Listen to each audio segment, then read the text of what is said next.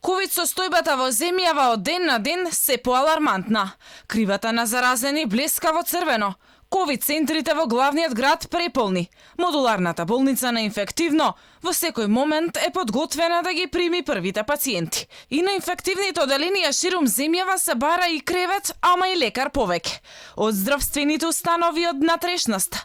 Најзагрижувачка е ситуацијата со Струмичката болница.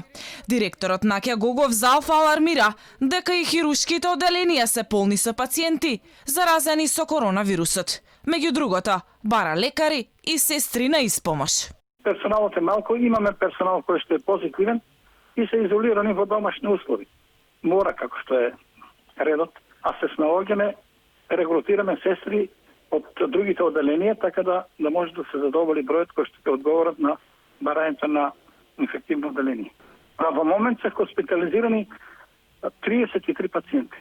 Но Струмичката болница имавме тројца инфектолози, едната колешка е позитивна уште во домашни услови, значи остануваат 20 инфектолози.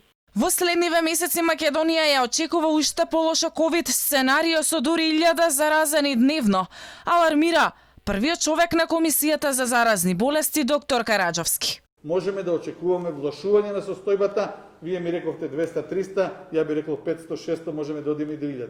Непочитување на мерките ќе не одведе до огромен број на заболени, ќе не одведе до преполнување на болничките капацитети. Самите ако не си помогнеме на себе, не може да ни помогнат уште 500 доктори, 500 сестри, уште 20 болници. Сето тоа ќе се исполни брзо, а ние, како што знаете, работиме од март месец па навака. И во останатите градови проблемите не се поразлични. Во Битола на инфективна критично. Од хоспитализираните пациенти, најголем дел се во тешка состојба. Слична е состојбата и во Прилеп, Штип, Велеси, Куманово.